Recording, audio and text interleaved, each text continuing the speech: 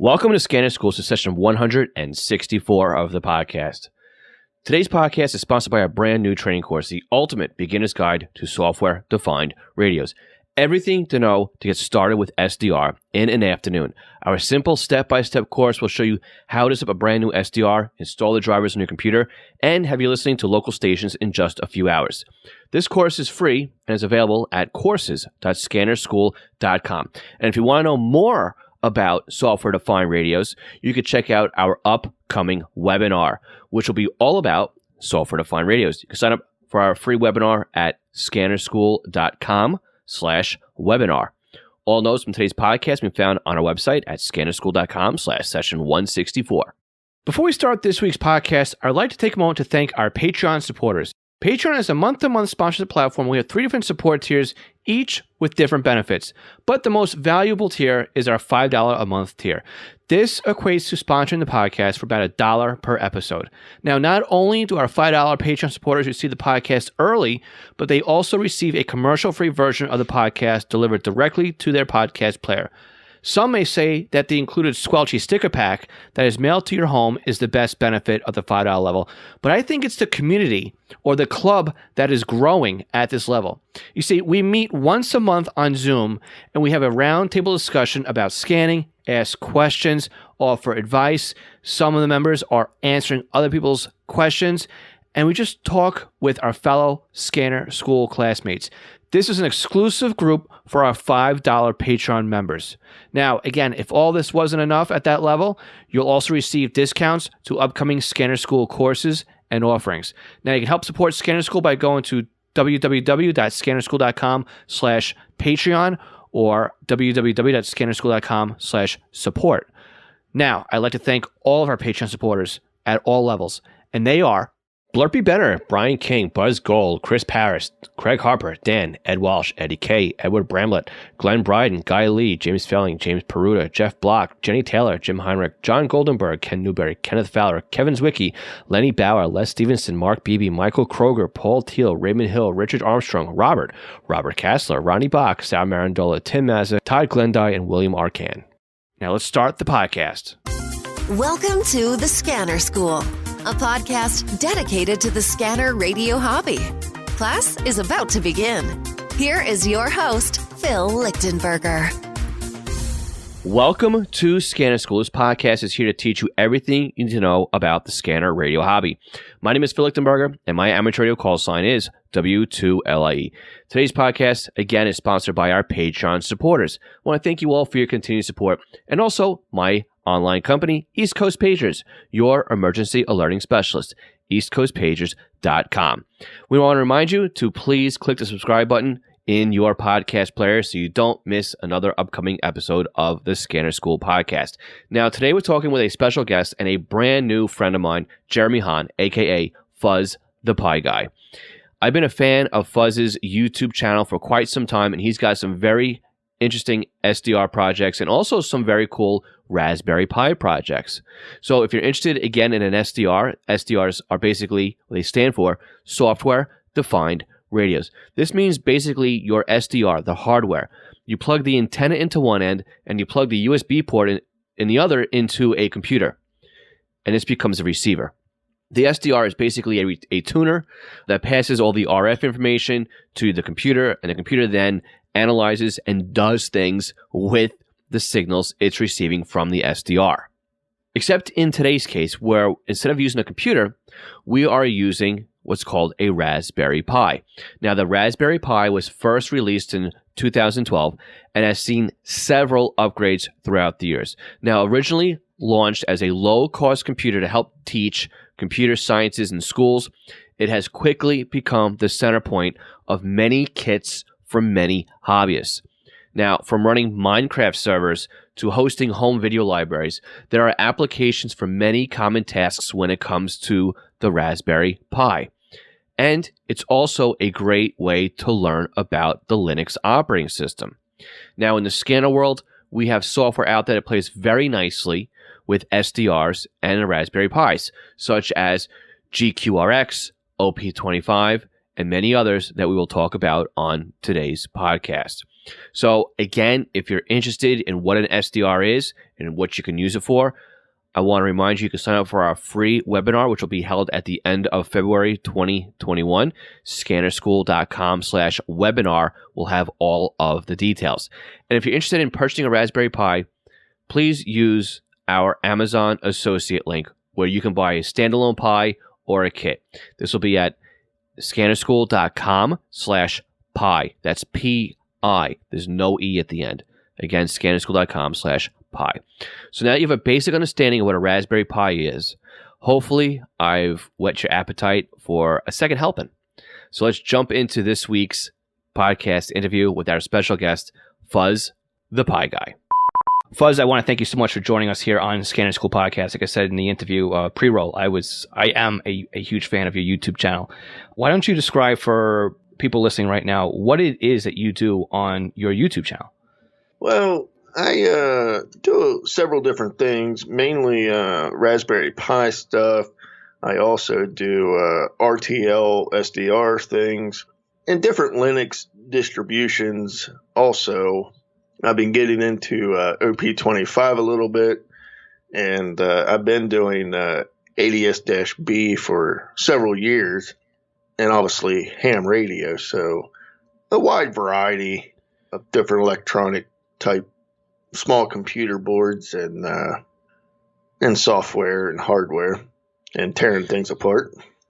Yes, you got some good teardown videos of the RTL SDRs. I've seen a couple of those. I think you just posted a new one too. And I've seen, what's mind-blowing is your outdoor ADS-B setup you've got there with everything sitting in an outdoor box. But we'll get to all that. But really what I'd like to talk to you about is primarily the RTL side or the SDR side of things and how you're marrying them up with the Raspberry Pi, because I think that, that's a big part of the scanner part of the hobby. And some of the stuff you're doing with that, especially you just said OP25, which is Linux-based software that allows you to basically turn I'll let you describe. What is OP25? Well, this is obviously brand new to me. I just started actually playing with it just a few weeks ago, so I'm very new to it. But I'm currently using it right now.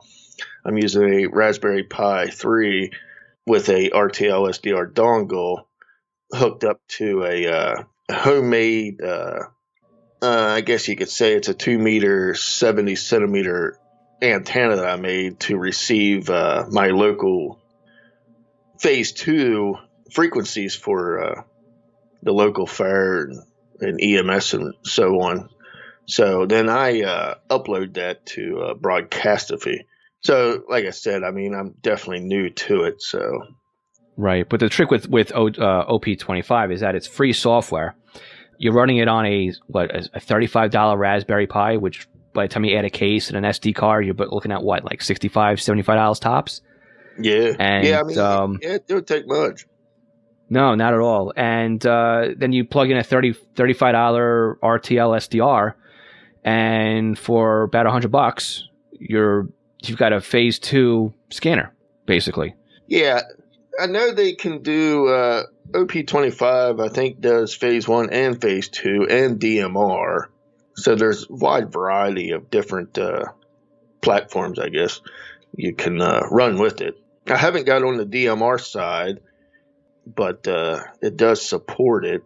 But that's the thing. You really don't even need a Raspberry Pi. You can use any old computer laying around with Linux on it, or even an Orange Pi. They're a lot cheaper. You can get a $10, $15 Orange Pi and run OP25 on it if you need to save a little bit of money on that side. I didn't even realize there was an Orange Pi, so that's good to know. There's Orange Pis, Banana Pis, Raspberry Pis, Atomic Pis. I have all of them, so. Gotcha. I just knew the Raspberry Pi, and when I started looking at the Raspberry Pi thing, I've used Pis for a couple of years myself here, and I've used them for. I had a one-wire weather station, and I used that for the Raspberry Pi to take the data and publish it out to CW Op and also Weather Underground. I've used a Raspberry Pi as a NAS server here at the house to back up stuff, and then eventually things kind of blow up on you. And then I also used it too as a a way of pulling still images off my camera system at the house with CCTV. So it would log in the CCTV, I guess whatever I had set for, every 10 minutes, and it would grab the still image, and then it would then create a flash file out of that. So you'd be able to look at the last 24 hours of what was going on in my front yard. And then also I had it running too, where it would do one snapshot at noon every day, and you get a whole entire year of all these things. And again, it worked great because it was just a Raspberry Pi. It runs off a 5-volt power supply. So it's very low energy, and it disappears. It's a little bit bigger than the size of a deck of cards, but they're really cool. The only things with Raspberry Pis are you need to know a little bit of Linux to do some of the crazy stuff with it, but there's also a GUI on it too. So if you plug in a monitor and a keyboard, you could really learn the Raspberry Pi as if it was a secondary computer. Yeah, the Raspberry Pi Foundation really it exploded really in the past several years compared to what it was when I even first started, 5-6 years ago.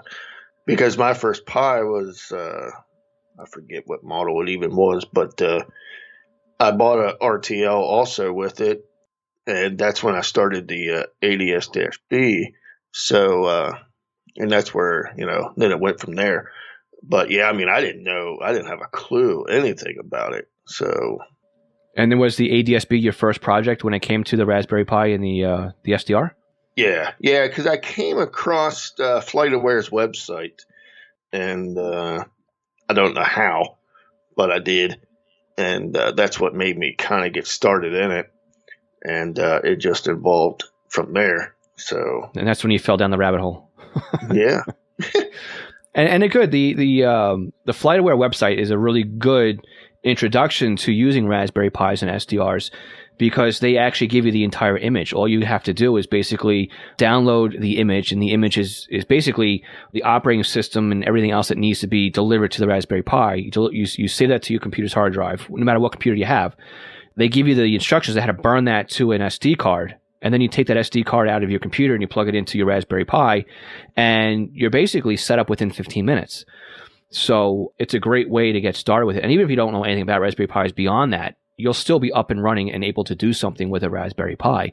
And they even have their own hardware now for it. They have their own dongles or their own STRs for their stuff, and it works really well. I'm using their image, their Pi-aware image, to not only do ADS-B but also UAT. It's UAT, right? The 978 megahertz beacons as well. So a little bit of setting that one up to get that to work, but once it's set up and works fine, it's almost like, what can I do now? And that's where you're at, right? You're just constantly like, what can I do next? What can I do next? What can I do next? Yeah. Now you got to remember the UAT is only good for the United States, but yeah, I used to have I took an old, I guess it was a cell phone Yagi that covered like 800 to 850 megahertz or something, and I pointed it towards my UAT station here that's close by. Well, not really close by, but pointed it in the direction of it so I could pick up UAT. But I don't do that anymore, but I still have my ADS-B antenna and everything up. But yeah, it works out all right. That's a good little project for anybody who wants to start with the USB RTL SDR dongles. So yeah, it's a really good introduction too. The RTL dongles are so. They're not. You can pay a pretty penny for some of them, but your most generic ones that 99% of the people use are anywhere from like $35 and under. So. Yeah, I have a pile of those, and I've recently started. That's when I knew I was getting a little overboard with the RTL SDR stuff. Was, I had the original ones, right? Those TV DBs, where they were, that would drift all over the place, made out of plastic, right. And they were miserable. They had the MCX connectors on them, but that's where you started. And then you grab the new Alex. Yeah, hey, they worked. They got you started. And then eventually, I grabbed an AirSpy. And I'm like, well, now I'm officially into this stuff at $200. I'm spending a lot of money on this thing. I could have bought a couple of the cheaper ones, But then all of a sudden, you go back and you buy a couple of more of the new Alex and the RTLSDR.com's version 3s, and then all of a sudden you're buying the RSP Pi 1s or RSP 1s or the DXs and then my newest thing here is my Hack RF1 I got to take out of the box. But you could quickly, I mean, the more you play around these things, the more down the rabbit hole you end up going. I mean, there's things that I'm looking forward to doing. Like I would love to build. I mean, they even have like the POGSAG encoders, so you can send out pages from SDR. And I've seen videos where people are transmitting on their Hack RF and going through a repeater. And I mean, there's some crazy stuff people are doing with these things. Oh yeah, I mean that's the thing. I want to get a Hack RF. I haven't got the wallet out yet for it, but we'll get there. Yeah, mine was a Christmas gift to myself. That was my only excuse for getting it. Yep. So, hey, there's nothing wrong with it. I mean, that's the thing. I mean, it takes money to definitely learn. I mean, it is an awesome field. I mean, there's so much different things you can do with them. It's endless. I mean, one of the things I see a lot of online is, can you transmit on them? Well, yes, you can, but you got to have like a Hack RF or whatever to do so. I mean, your cheaper ones obviously can't transmit or receive only. Now, the nice thing I do like about the one I just posted a video on, can't even remember what it is, the one from New Elect with the yellow font on it, that covers a little bit more of a frequency range. I think it goes up to like 2200 megahertz, which is nice. Because your RTLSDR.com's V3s and your other NoElecs will only go to like 1700 and change megahertz. So yeah, they're always constantly evolving. So let's talk about some of the projects that you've done on on not only just Raspberry Pis, but as far as with the SDR stuff. I mean, what was probably one of the craziest projects that you use an SDR for that you can think of? I mean, because I know you've got a lot of projects. And I would definitely consider some of them to be a little overboard. So, but which one sticks out for you the most? I don't know. I mean, I use them for the Ghost satellite. I use them for APT, for NOAA satellites. I use them obviously for ADS-B. What else? I mean, I used them in the past for the software RTL 433 that you can receive your weather station information and what is it, the TMPS or TPMS, the tire sensors on vehicles. Oh, right. Yes. I think they operate around 433 or 315 megahertz. I think it's 315 megahertz in the U.S. But, I mean, I know at one point in time I had like 4 ADS-B sites live at one time. So I guess one of my biggest things, I built an 8-band center-fed dipole up in my attic that goes from the whole width of my house. So I can receive on the RTL. I use a ham-it-up converter. Now I know some of your dongles can do Q branch, so you don't really need a ham-it-up. But I prefer to use a ham-it-up. I think it works a little bit better. Now explain what a ham-it-up is for anybody that doesn't know. Well, a ham-it-up just basically allows you to get down in the HF frequency range, because a lot of your RTL SDR dongles will only go to 25 megahertz. And when you're talking 40 meters, 20 meters in HF, you need to get down to 7, 14 megahertz and so on. So you need to ham it up to be able to convert that in order to get down to them lower frequencies. Now, NoElec, I have the older version of it, but they do have a newer one. And I think they came out with a even smaller one. It's kind of about the same size of a LNA, but I'm not too sure on that, but I believe they did. But yeah, they've got the micro one or something like that. That's like the size of a Bluetooth receiver, a little bit larger than that goes on your computer. I don't know if that's the same one you're talking about. I believe it is. I believe it is. But like I said, I have the old gray one from years ago. I mean, it still works. I just power off a 5-volt power bank. So, because you need 5 volts to power the ham it up. I'm not sure if it does support bias T. I think the newer one probably does. I'm not. Yeah, I think the newer one does. Yeah, I was looking at them, but basically the ham it up is a transverter, I guess is what the official name is, but it's like a gateway, right? It takes you 25 megahertz and it resamples the low band so that your SDR can tune to 25 megahertz, but in reality, it's taking 7 megahertz and reconverting it up to 25 megahertz so that your SDR can monitor it. Basically, it's a black box that does that. Yeah, I mean, you got to set, like, if you're using the software like SDR Sharp or HD SDR, you got to change the like an offset for like 125 megahertz, I think, in order for the ham it up to work. But it's easy to use. I mean, it's just a flip of a switch to enable it, or you could just pass right through it. Right. So that's nice. So you don't have to constantly keep hooking and unhooking the ham it up every that's time. Nice. So it's passive. Yeah, it's passive and you don't need it. That's cool. So it works out pretty good. Did you know there are ways to help support the Scanner School podcast that doesn't take any time or any extra money on your part? If you go to scannerschool.com/support, you will find we have several ways that you can continue to do your online shopping and help support us. We have links to Amazon. If you click on our link before you go to Amazon, anything you buy from there will help support Scanner School. Now, if you're in the market for a brand new scanner, an antenna, other accessories, we have links to Scanner Master, where you can not only purchase a scanner and accessories, but you can also get your radio programmed. And by clicking on our link before you buy, you are helping to support the podcast. Now, if you're in the market for software, we have links to Butel.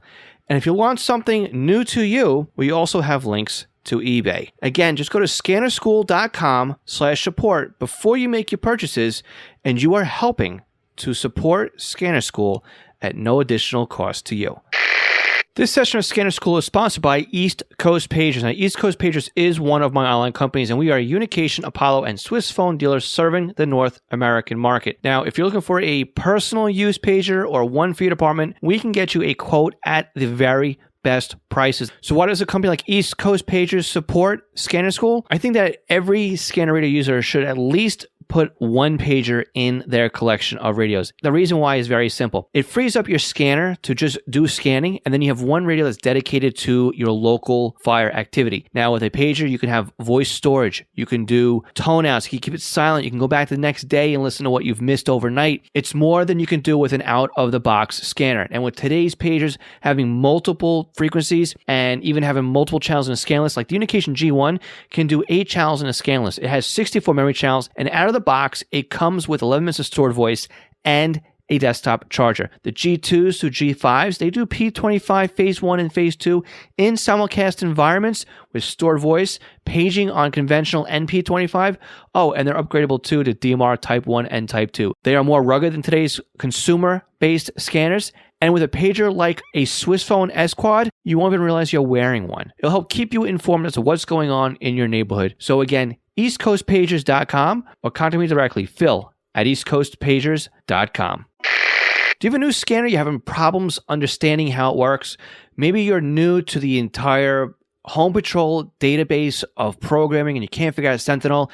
Did you get a new SDR and you're trying to figure out how to install it? Or you want to learn how to use Unitrunker, DSD Plus, maybe set up a PiAware, or even just make some changes and you don't understand how the system and the equipment works?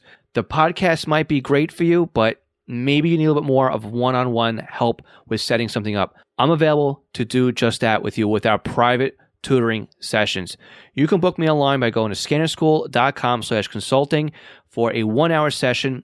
And it's great because we can actually share computer screens remotely, and I can guide you through step by step as if I was sitting right next to you. So again, book me for an hour at scannerschool.com/consulting for your scanner radio one-on-one tutoring session.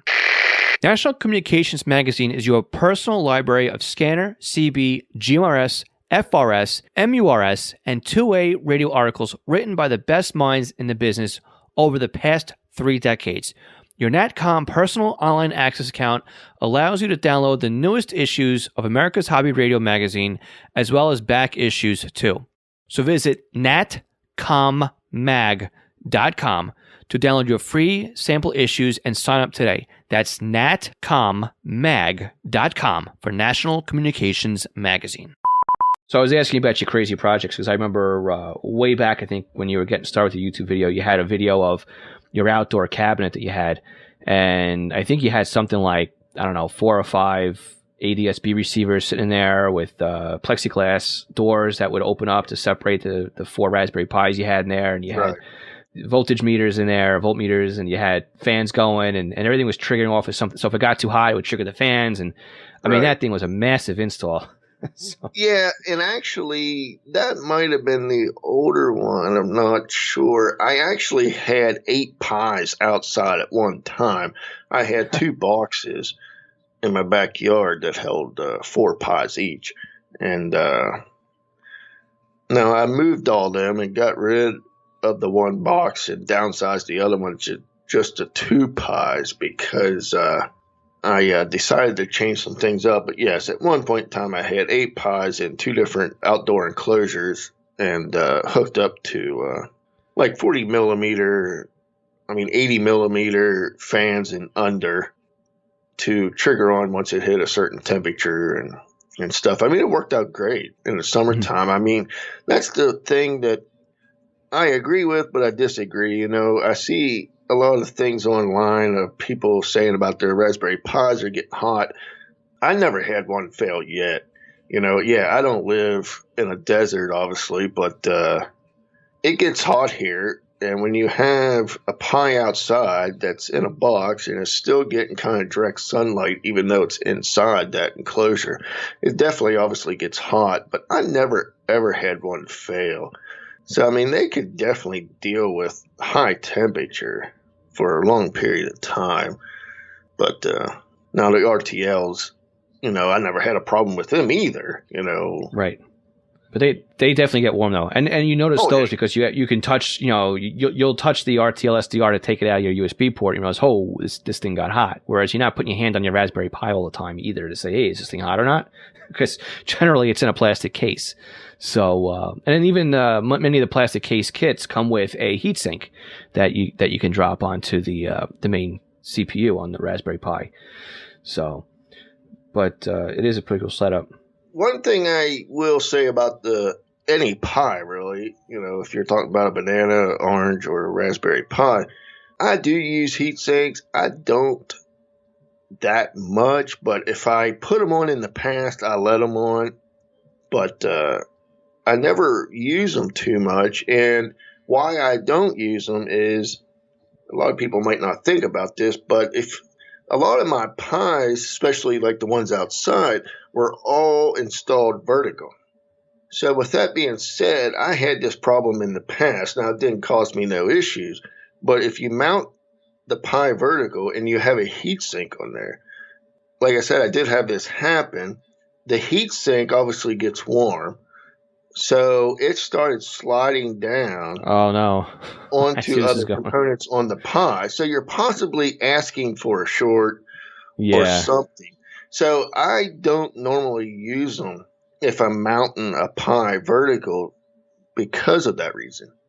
That's something to think about. Yeah, because I was actually thinking about putting a couple of my ADSB Pi up in the loft in my garage. And I mean, that gets 100 plus in the summertime up there.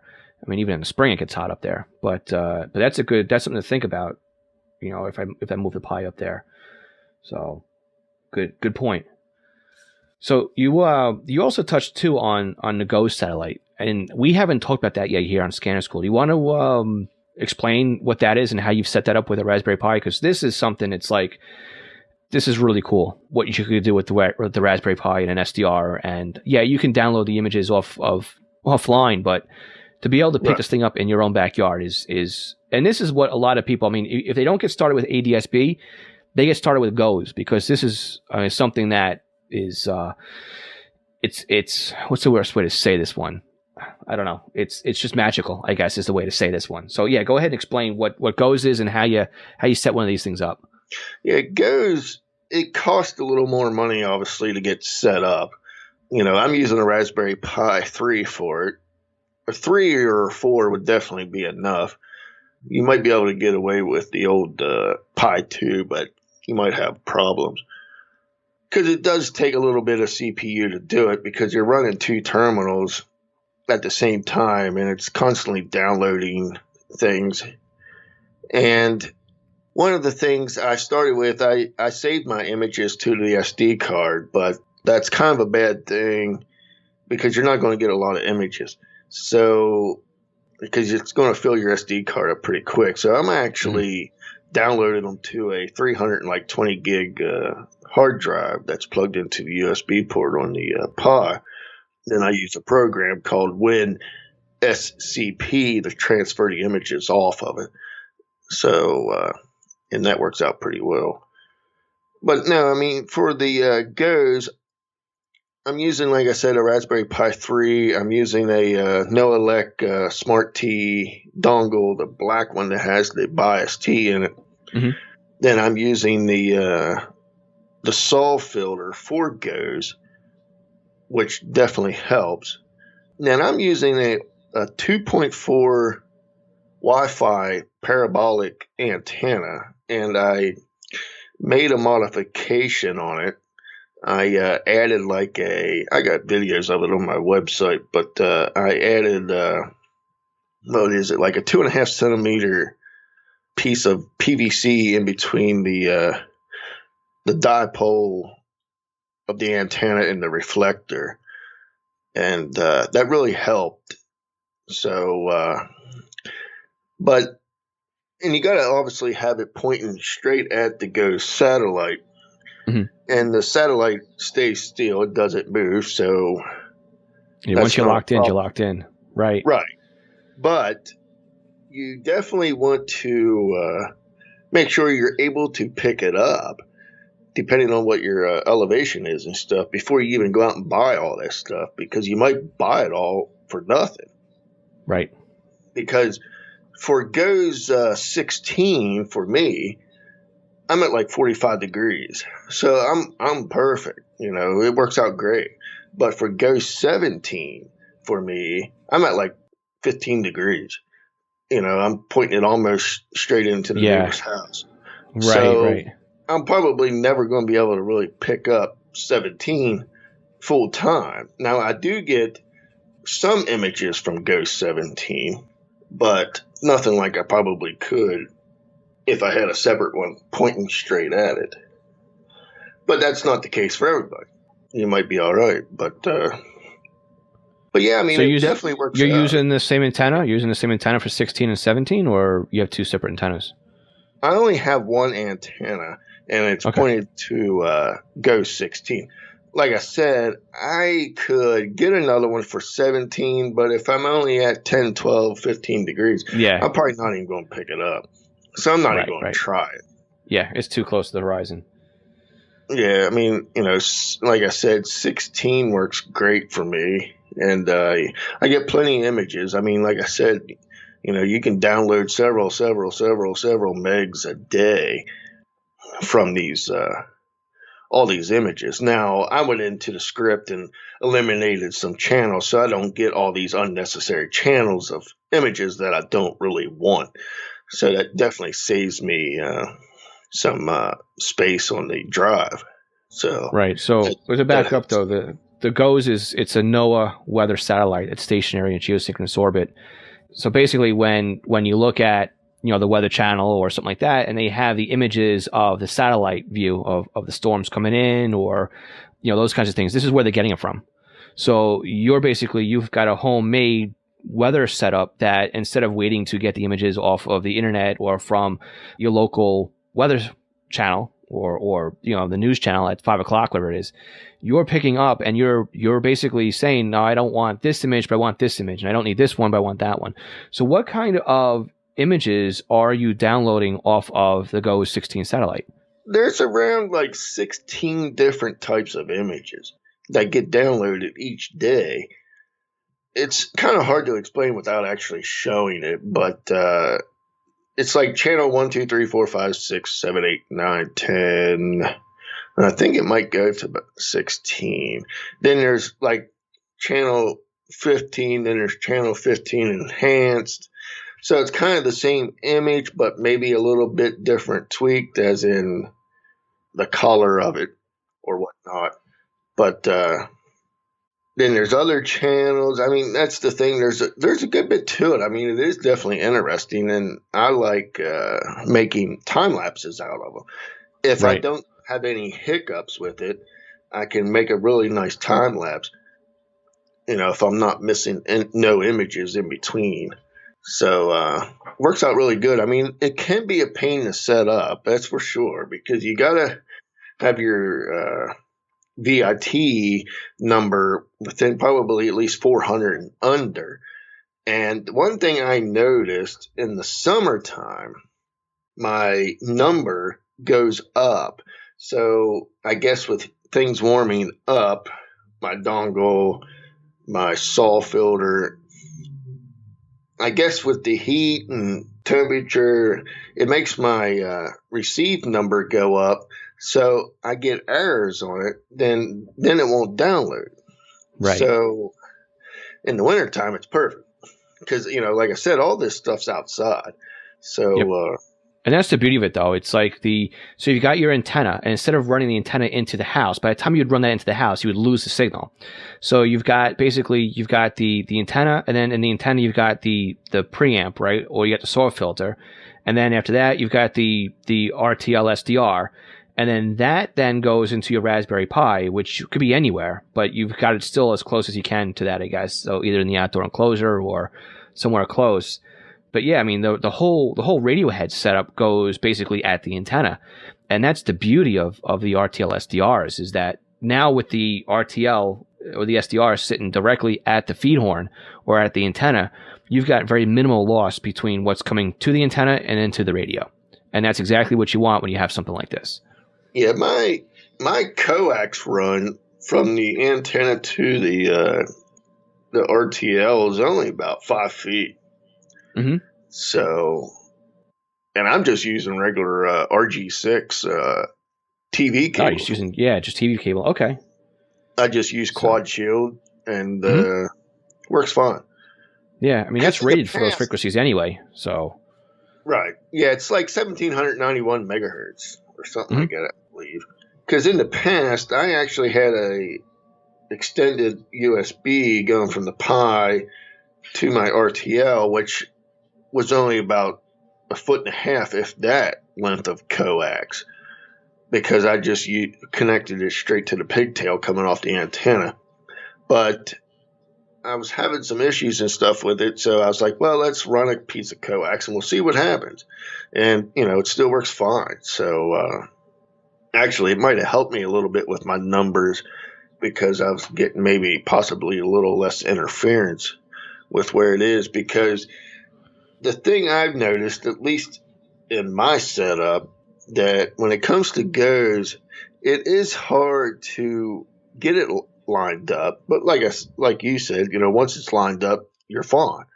I have a pole that's concreted in the ground, and I'm using an old Dish Network mount to mount my Wi-Fi antenna.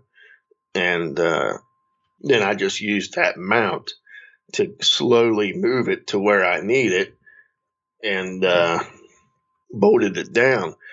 But just a slight movement, even if it's just your coax, will change that number so much. It can be a pain. I mean, there ain't no doubt about it. But once you have it dialed in and it's set up, you set it and forget it. Right. Yeah, and that's exactly it. But there are other satellites out there too, other satellites you can receive, and they're not geosynchronous, so they will pass overhead. So even those are a little challenging as well with everything, because now all of a sudden they're coming and going, and they're at different azimuths and different elevations and stuff like that. Delos. So yes, yeah.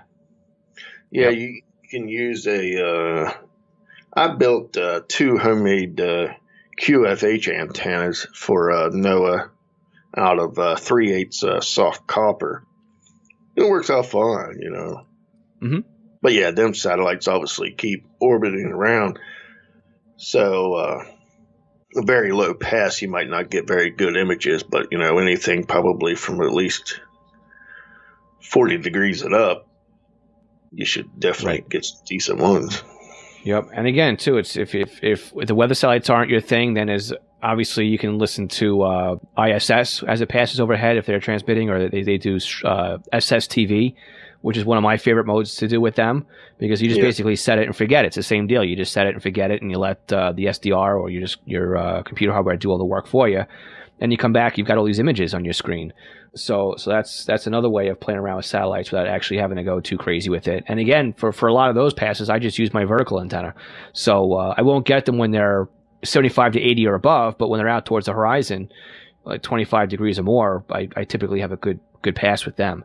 So it's a lot of fun, the satellite stuff. It's one of those things I really do enjoy about the hobbies, is picking that kind of stuff up. And just to think that you've got something that's flying overhead, and you're picking it up. It's really cool to be able to do something different. So it's thinking outside the box, with the hobby. I mean, that's the thing. I mean, you could do a lot with very little money spent in this hobby when it comes to pies or the RTLs and stuff, because if you get tired of it, you just wipe out the software or whatever and start over with something different. Or you just buy another SD card and you just put a sticker on the other one and you pop in a new one. It's like changing the cartridges on your Nintendo. You pull out the old cartridge and you pop in a new one, and then you have something different on there. So I mean, that's the thing. I mean, with the SD cards being so cheap, it is a lot easier. I mean, I use the Samsung 32 gig SD cards, the greenish ones. Mm-hmm. I had very, very good luck with them. I have yet to have one fail. I had multiple Samsung SD cards, the orangish type color, fail multiple times. So I stopped using them. Yeah, I've had issues too with some stuff like that too. So I was using SD cards, and they only have so many writes to them. So I had an issue where I would write to them too many times when I was running my first weather station with it.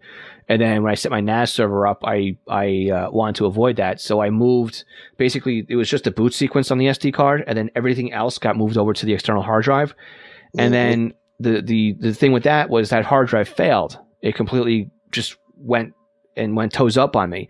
So my entire boot sequence and my cron and all my custom scripts were on there, and I lost all that.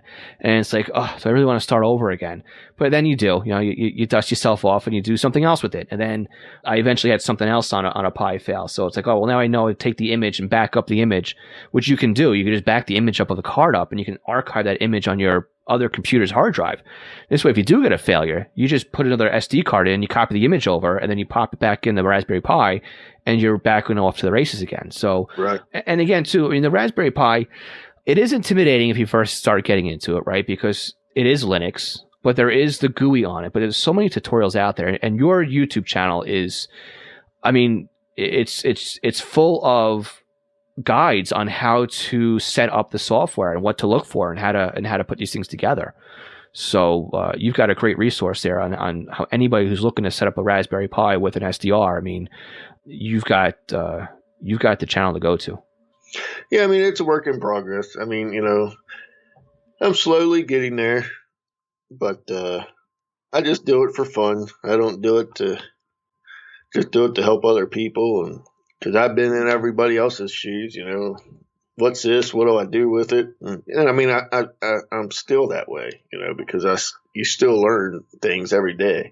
That's why I got into the different types of Pi, especially, within probably the past year. I've been messing a lot with the Atomic Pi, and you can do a lot more different things with that.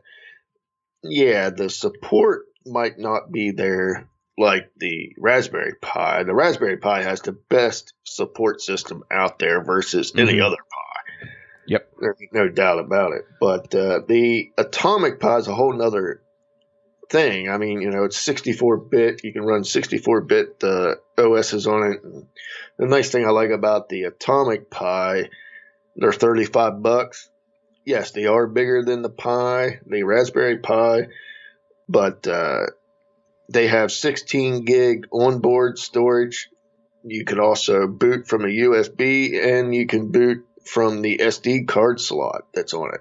So you have multiple different things. And the nice thing I like about that is I can put one OS on the onboard storage, have another OS on the SD card, or have another OS on a external solid state or something.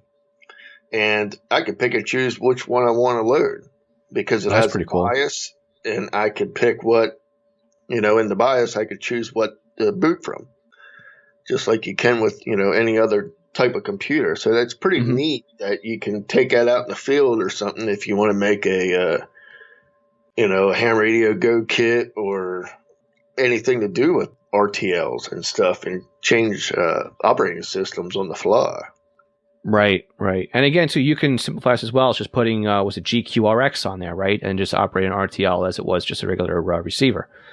Right. So yeah, you don't even have to get as fancy as we were talking about. I mean, you could just set that up and let that run. Or I think people have been trying to put on there trunk SDR or SDR trunk on there, and there's a lot of great software that's coming out that plays well on the Raspberry Pis, because the Raspberry Pis are just getting more and more robust. And I mean, I was even hearing too that people putting Windows 10 almost on these things. Yes. The Atomic Pi will run Windows 10. Mm. I never really tried it, but it can be done. Now, a lot of people use GQRX for Linux because obviously it's Linux or Mac supported. But another nice piece of software, yes, you have to build it and compile it from source, but it's worth it, I think, is SDR Angel. Okay.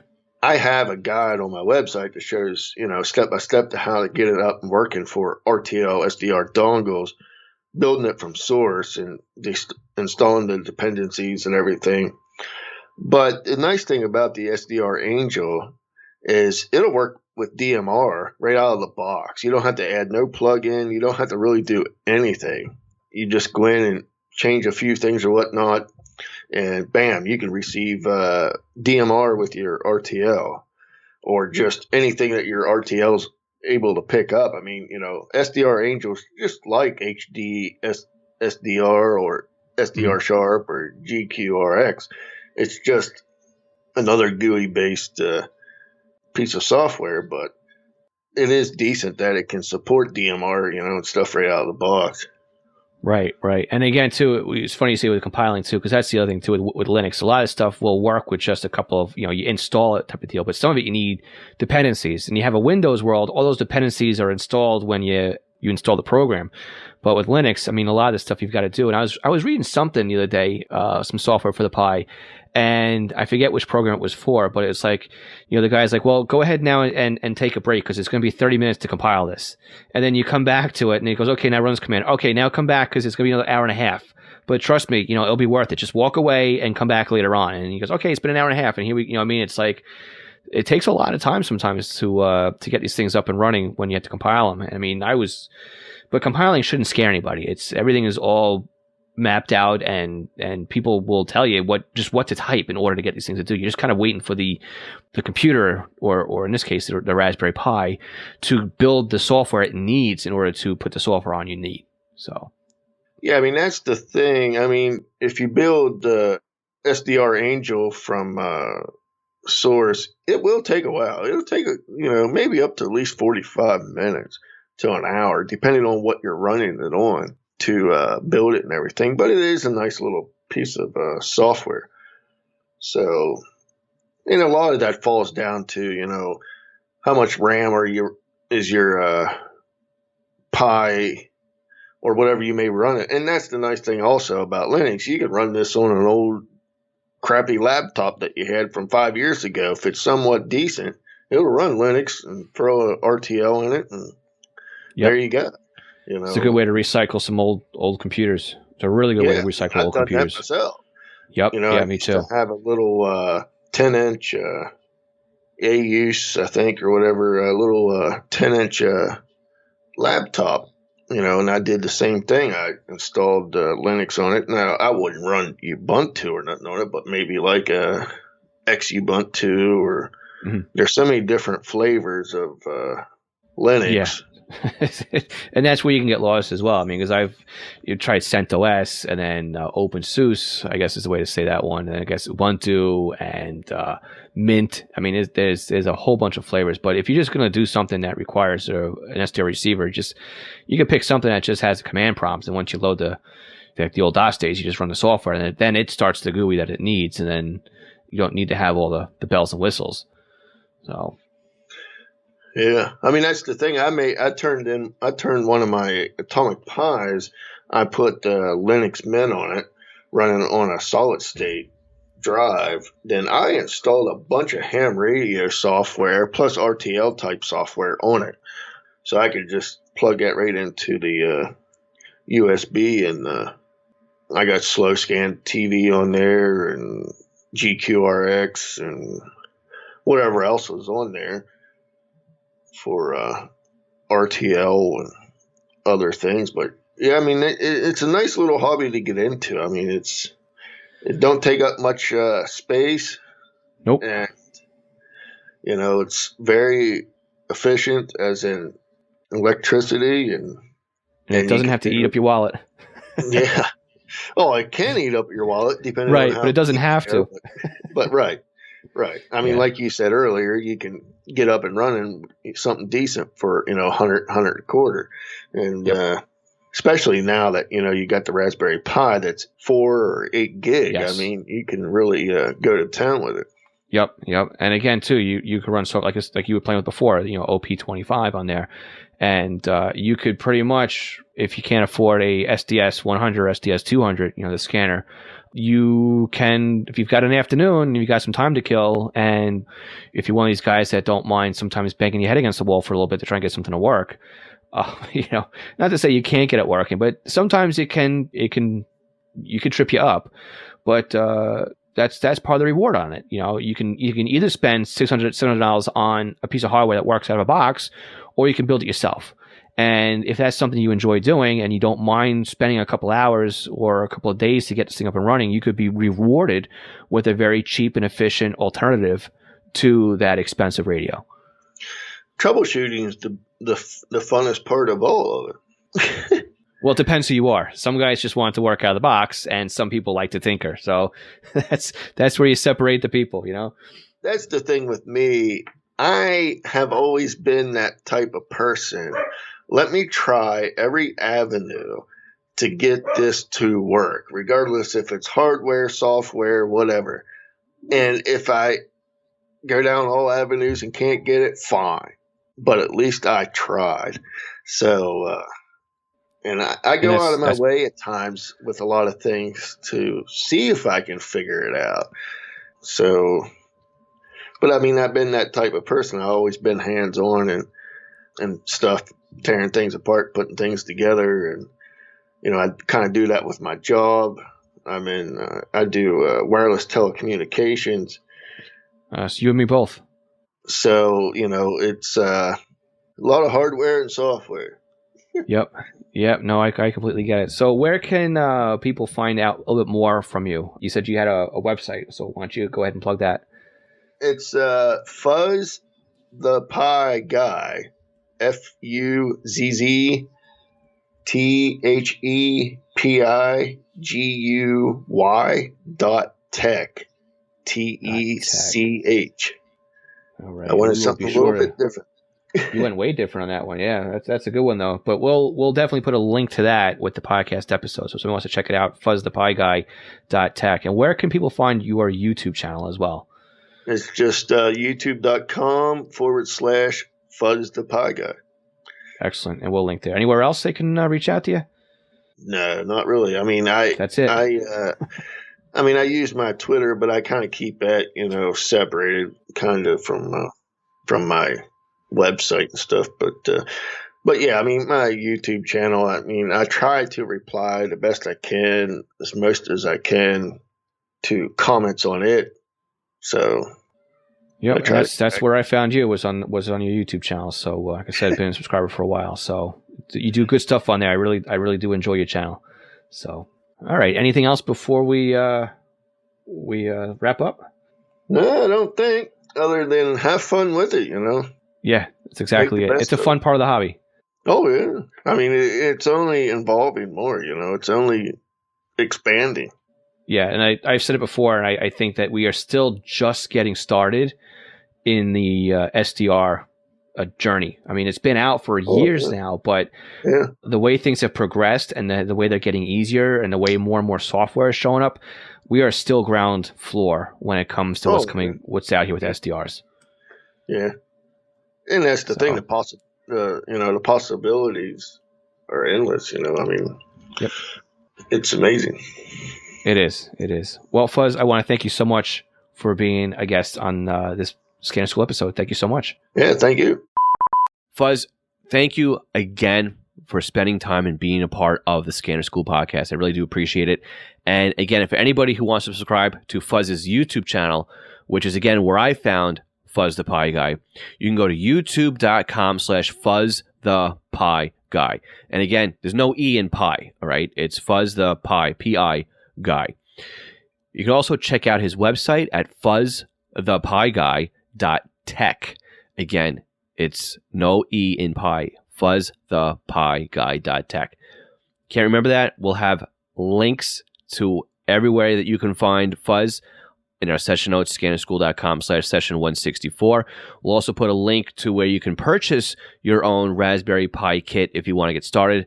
Again, scannerschool.com/pi, no E at the end. Scannerschool.com/pi. All right. How do we do? Again, you can check out this week's session notes, scannerschool.com/session164. You can also check us out on our weekly Zello net, scannerschool.com/Zello. Also, please make sure you subscribe to the podcast by hitting the subscribe button on your podcast player of choice or by signing up for our newsletter on the front page of our website at scannerschool.com. And if you sign up for the weekly newsletter, you'll also receive Scanner Radio tips and podcast reminders delivered directly to your email inbox. And again, if you've enjoyed this podcast, please be sure to share the podcast with your friends, those in your Scanner Radio circle, and your favorite online forums, websites, and groups. That's how we can help more people in the Scanner Radio hobby. I'm Phil Lichtenberger, and this is Scanner School. We teach you everything to know about the Scanner Radio hobby. We'll catch you all again next week, 73.